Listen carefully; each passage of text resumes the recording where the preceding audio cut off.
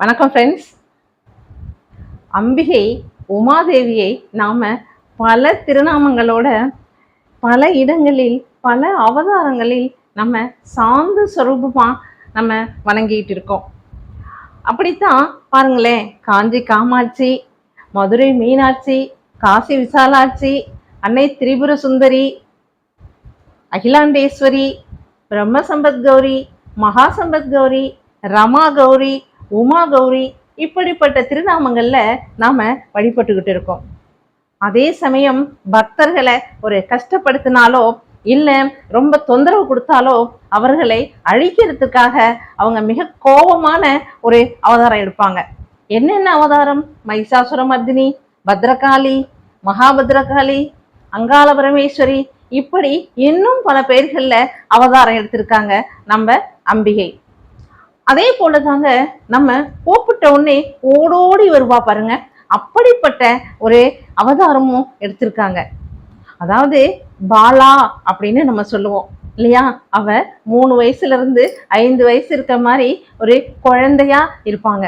நம்ம அவளுக்கு என்ன தேவையோ, அதாவது குழந்தைங்களுக்கு என்ன ஆசைப்படுவாங்க, ஸ்வீட்டு இல்ல சாக்லேட்டு இல்ல அவங்க விரும்புகிற ஏதாவது ஒரு வஸ்துக்கள் இருந்தாலே போறோம் இல்லையா? அந்த மாதிரி அவங்கள கூப்பிட்ட உடனேயே அதாவது குழந்தை மாதிரி நம்ம என்ன கொடுக்குறோமோ அதை வாங்கிட்டு ஓடோடி வந்து நம்மளை காப்பாத்துவா. நம்ம கேட்கிற வரங்களை கொடுக்கக்கூடிய பாலாவை பத்தி தான் நம்ம இந்த பதிவுல பார்க்க போறோம். அதற்கு முன்னால ஃப்ரெண்ட்ஸ், ஜெயகௌரி ஜோதிடாலயம் சேனலை நீங்க ஃபர்ஸ்ட் டைம் பார்க்குறவங்களா இருந்தா சப்ஸ்கிரைப் பண்ணுங்க, அப்படியே பெல் ஐக்கானை கிளிக் பண்ணுங்க, லைக் பண்ணுங்க, ஷேர் பண்ணுங்க ஃப்ரெண்ட்ஸ்.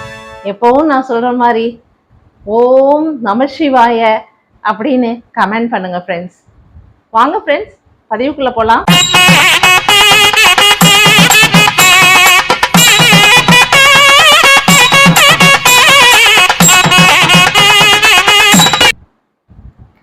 ஓம் லலிதா திரிபுர சுந்தரியே போற்றி போற்றி.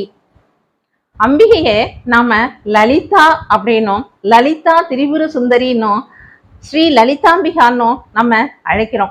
இந்த லலிதா சகஸ்ரநாமம் சொல்லும் போது நமக்கு சகஸ்ரநாமம்னு என்னங்க, 1000 நாமங்கள். அம்பிகையோட 1000 நாமங்கள் தான் லலிதா சகஸ்ரநாமம்னு சொல்றோம்.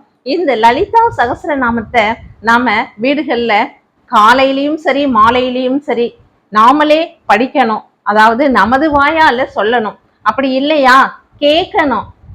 அதாவது இப்பதான் கேட்கறதுக்கு நிறைய வசதிகள் இருக்கு இல்லையா?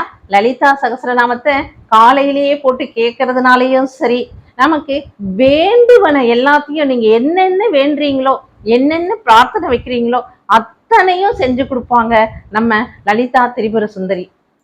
இந்த லலிதா திரிபுர சுந்தரி அம்பா இருக்காங்க இல்லையா, அந்த அம்மாவுடைய சிறு வடிவ தோட்டம், அதாவது அவதாரம்னு சொல்றோம் இல்லையா, சிறு வடிவ தோற்றமா இருக்கக்கூடிய அவதாரம் தான் பாலாம்பிகா அப்படின்னு சொல்றோம். அதாவது சின்ன குழந்தையா இருப்பாங்க, பார்க்க ரொம்ப அழகா தாமரை மலர் மேல் அமர்ந்த கோலத்தோட நமக்கு பாலா அருள் புரியுறாங்க.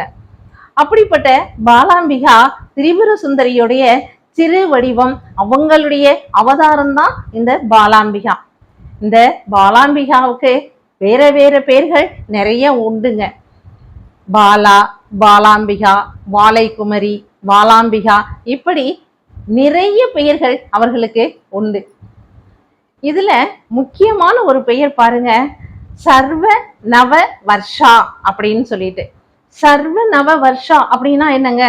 சர்வம்னா எல்லா இடத்துலையும் எப்பவும் எல்லாமும், இப்படிப்பட்ட அர்த்தங்கள் கொண்டதுதான் சர்வ அப்படிங்கிறது.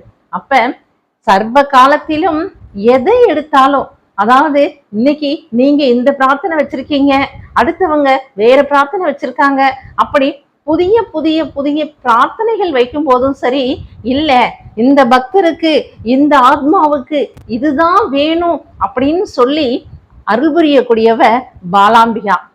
அவக்கு சின்ன குழந்தை, அதனால நம்ம கூப்பிட்ட உடனே ஓடோடி வந்துருவா. ஓடோடி வந்து நம்ம மடியிலேயே உட்காந்துப்பா. என்ன வேணும், நம்மள அம்மா மாதிரியும், அதாவது பாலாவோட அம்மா மாதிரி நம்மளை பாப்பா, அதே சமயம் நம்மளையும் அவளோட குழந்தை மாதிரி பாப்பா.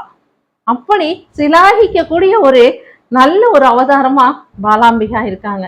இந்த பாலாம்பிகா ஞானத்தாய் அப்படின்னு பெயருங்க. ஏன்னா சித்தர்கள் அனைவருமே பாலாவை வணங்கிதான் அவங்க ஞானத்தை அடையிறாங்க. அதனால ஞானத்தை அடையணும், நமக்கு கல்வி வேணும், கேள்விகள், அதாவது கல்வி கேள்வின்னு சொல்லுவோம் இல்லையா, கலைகள், அதுல நமக்கு நல்ல ஒரு பெயர் கிடைக்கணும். அதுக்கப்புறம் நமக்கு வீட்டுல என்னென்ன செல்வங்கள் வேண்டுமோ அத்தனை செல்வங்களும் நமக்கு கிடைக்கணும். 16 செல்வங்கள்னு சொல்லுவோம் இல்லையா, எல்லா செல்வங்களும் கிடைக்கணும். இதுக்கெல்லாம் மேல வீடு பேரு கிடைக்கணும், அதாவது மோட்சம் கிடைக்கணும் அப்படின்னாலும் சரி பாலாம்பிகாயை தான் நம்ம வணங்கணும். அதாவது என்ன சொன்னோம், நம்ம சர்வ நவ வர்ஷா, எல்லா காலத்திலையும் எப்பொழுதும் எதை கேட்டாலும் கொடுக்கக்கூடியது, புதிய புதிய புதிய வரங்களையும் வேண்டுதல்களையும் நிறைவேற்றக்கூடியது, அவளாவே தானாவே வந்து ஏன் நீ இதை கேட்டு இருக்கியே, இதுக்கு மேல இதை பண்ணலாமே அப்படின்னு நமக்கு வரங்களையும் அள்ளி அள்ளி அள்ளி கொடுக்கக்கூடியவள் தான் இந்த பாலாம்பிகா. இந்த பாலாம்பிகாவை தான் பொங்கன சித்தர் மாலையை கண்டு கொண்டால் ஆகாயம் ஆளலாமே அப்படின்னும் சொல்லியிருக்காங்க. அதாவது ஆகாயத்தையே ஆளக்கூடிய அந்த சக்தி நமக்கே கிடைக்குமாம் பாருங்க. எப்ப அப்படின்னு கேட்டா இந்த வாழைக்குமரிங்கிற பாலாவை நம்ம வணங்கினோம்னா. ஏன்னா அவளே சின்ன குழந்தை, அவ நமக்கு என்னென்ன தேவையோ அதை மட்டும்தான் கொடுக்க போறா. ஞானாம்பிகை இல்லையா, ஞானத்தான் இல்லையா, அதனால நமக்கு என்ன வேண்டுமோ அதை எல்லாமே அவ கொடுக்கறதுக்கு ரெடியா இருக்கா. நாம தான் அவளை பார்த்துக்கணும். பெரியவர் கூட, அதாவது மகா பெரியவா இருக்கா இல்லையா, காஞ்சிபுரம் மகா பெரியவர், அவர் பூஜை பண்ணிட்டு சந்திரமௌலீஸ்வரர் பூஜை பண்ணிட்டு இருப்பார், தினம் பண்ணிட்டு இருப்பார். அப்ப அவருக்கு தெரியும் இன்னைக்கு பாலா இங்கதான் இருக்கா, ஏன்னா பாலாவையும் சேர்த்துதான் அவர் பூஜை பண்ணுவார். பாலா இன்னைக்கு இங்க இருக்கா அப்படின்னு சொல்லிட்டு அவரே சில சமயங்கள் எல்லாம் வாய் விட்டு சொல்லி இருக்கார், சொல்லாமலும் அவரு அந்த பூஜைகளை நடத்தி கொண்டிருப்பார். அப்படித்தான் ஒரு நாள் நானு ஒரு புத்தகத்துல படித்ததுதான். அப்படித்தான் ஒரு நாள் அவர் பூஜை பண்ணிட்டு இருக்கும்போது ஒரு சின்ன குழந்தை, ஒரு 4 வயது 5 வயதுக்குரிய ஒரு குழந்தை அழகா பட்டு பாவாடை சட்டை போட்டுட்டு வந்து உட்காந்து அழுதுண்டே இருக்காளாம். பார்த்துக்கோங்க, அழுதுண்டே இருக்கா. ஏன் அழுற அப்படின்னு அவ அம்மாவும் என்னென்னமோ சமாதானம் பண்ணி பாக்குறா, கூட இருக்கவாள்லாம் எல்லாமே கொடுத்து பாக்குறா, ஒண்ணும் வேண்டாம் எனக்கு அப்படின்னு சொல்லிட்டு ஒரே அழுக. அதுக்கப்புறம் பெரியவா இதை பார்த்துட்டே இருந்துட்டு பூஜை பண்ணிட்டு இருந்தாலும் அவருக்கு கவனம் இருக்கு இல்லையா, அதனால பார்த்துட்டே இருந்துட்டு உடனே யாரும் ஒன்றும் சொல்லாதீங்க, அந்த குழந்தைய இங்க அனுப்புங்க அப்படின்னு சொல்றாங்க. பெரியவா பூஜை பண்ணிட்டு இருக்கும்போது அங்க யாரும் போக மாட்டாங்கிறது நமக்கு எல்லாமே தெரியும். ஆனா அவளே கூப்பிடுறா அந்த குழந்தைய. உடனே அந்த குழந்தைய உடனே அழுகையை நிறுத்திட்டு சிரிச்சுண்டு அவர்கிட்ட போய் நிற்கும் போது நின்றுட்டு என்னம்மா வேணும் அப்படின்னு பெரியவா கேட்கும்போது எனக்கு அந்த பட்டுப்பாவாடை தான் வேணும் அப்படின்னு சொல்லி இருக்கு பாருங்களேன். இதே நான் ஒரு புத்தகத்துல படிக்கும்போது ரொம்ப மனசே அவ்வளவு உருகி போயிடுத்துங்க. ஏன்னா பெரியவர்கிட்ட எல்லா தெய்வங்களும் வந்து நின்று என்ன வேணுமோ, உன்னுடைய பக்தர்களுக்கு என்ன தேவையோ அதெல்லாம் கொடுத்துடு அப்படின்னு சொல்லுவாங்க. ஏன்னா பெரியவரே நமக்கு சிவபெருமானுடைய அம்சம்தான், காஞ்சி காமாட்சியுடைய அம்சம்தான். அந்த இடத்துல அந்த குழந்தை அந்த பட்டுப்பாவாடை வேணும்னு பாலாக்கு பூஜை பண்ணிட்டு இருக்கும் போது அங்க இருக்கக்கூடிய அந்த பட்டுப்பாவாடை அந்த சட்டைய உடனே குடு அப்படின்னு கேட்டா உடனே அவரும் சரி அப்படின்னு சொல்லி அங்க இருக்கக்கூடியவங்களை கூப்பிட்டு அதை வாங்கி கொடுத்து சமாதானப்படுத்தியிருக்காரு. உடனேதான் அதுக்கப்புறம் பூஜையை முடித்துட்டு பெரியவா பேசும்போது அவர் சொல்லியிருக்காரு, இன்னைக்கு பாலாம்பிகா நேரடியாவே வந்து தரிசனம் கொடுத்து நமக்கு எல்லாத்துக்கும் தரிசனமும் கொடுத்துருக்கா, அவளுக்கு என்ன வேணுமோ அதை வாங்கிட்டும் போயிட்டா, எப்படிப்பட்ட அருள் நமக்கு கிடைச்சிருக்கு பாத்தீங்களா அப்படின்னு சொல்லி ஆசீர்வாதம் பண்ணினார் அப்படின்னு சொல்லிட்டு படித்தேன். ரொம்ப சில விஷயங்கள் படிக்கும்போது நமக்கு உணர்வு பூர்வமா இருக்கு. அதே போல இந்த பாலாம்பிகாவை பத்தி இன்னைக்கு நம்ம பதிவுல உங்களோட எல்லாம் பகிர்ந்துக்கணுங்கிறது எனக்கு திடீர்னு கிடைத்த ஒரு அனுபவம் தான். இன்னைக்கு நம்ம பார்த்தே ஆகணும், பாலாவை பத்தி சொல்லியே ஆகணும். அவங்க சின்ன குழந்தையா இருக்காங்க, தாமரை பூ மேல அழகா உட்காந்துட்டு அருள்பாலிச்சுட்டு இருக்காங்க. இதெல்லாம் பார்த்து நமக்கு இது, அதாவது சில பேர் சொல்லுவாங்க சின்ன குழந்தை தானே இதையே வச்சு கும்பிடுறீங்க அப்படியெல்லாம் சில பேர் கேட்டிருக்காங்க.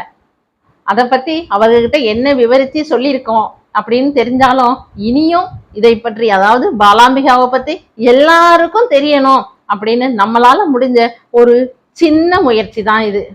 பாலாம்பிகாவை வணங்குவோம், ஞானத்தை நாம பெறுவோம். எல்லா வீடு பேறுகளும் நமக்கு கிடைக்கட்டும். எல்லா செல்வங்களும் என்னுடைய சப்ஸ்கிரைபர்ஸ் அத்தனை பேருக்கும் என்ன என்ன கிடைக்கணும்னு மனசுல நினைக்கிறீங்களோ அத்தனையுமே பாலாம்பிகா உங்களுக்கு கொடுப்பாங்க. பாலாம்பிகாவை வணங்குங்கள்.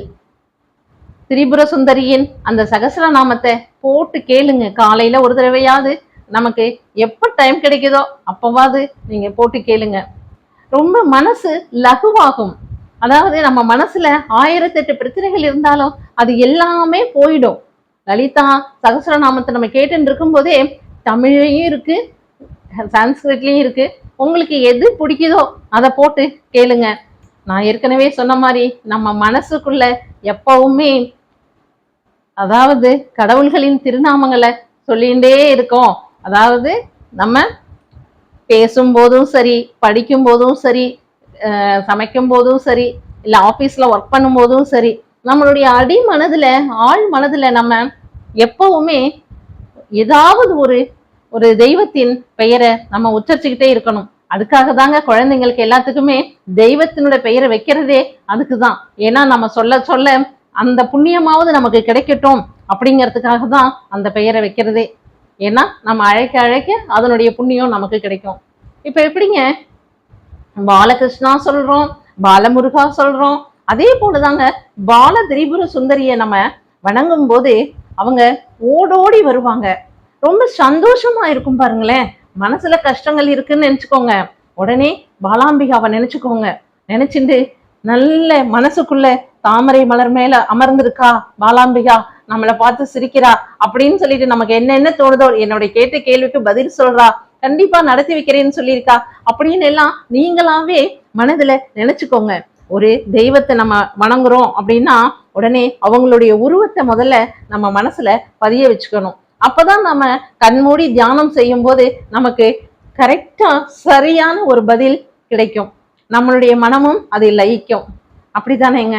அதனால சின்ன சின்ன சின்ன குழந்தைங்களா இருக்கக்கூடிய இவங்களை பாலகிருஷ்ணன், பாலமுகுந்தன், இன்னும் என்ன சொல்றோம், பாலமுருகன், பாலாம்பிகா, பாலாங்கிற வாழைத்தாய், இவங்களை யாரையாவது ஒருத்தரை நம்ம கூப்பிட்டு வச்சுட்டு நம்ம கூட கொஞ்சம் விளையாடிட்டு இருந்தோம்னு வச்சுக்கோங்களேன், மனசு ரொம்ப சந்தோஷமாவும் இருக்கும்.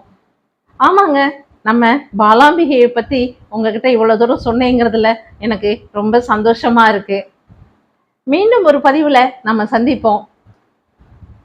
பாய்.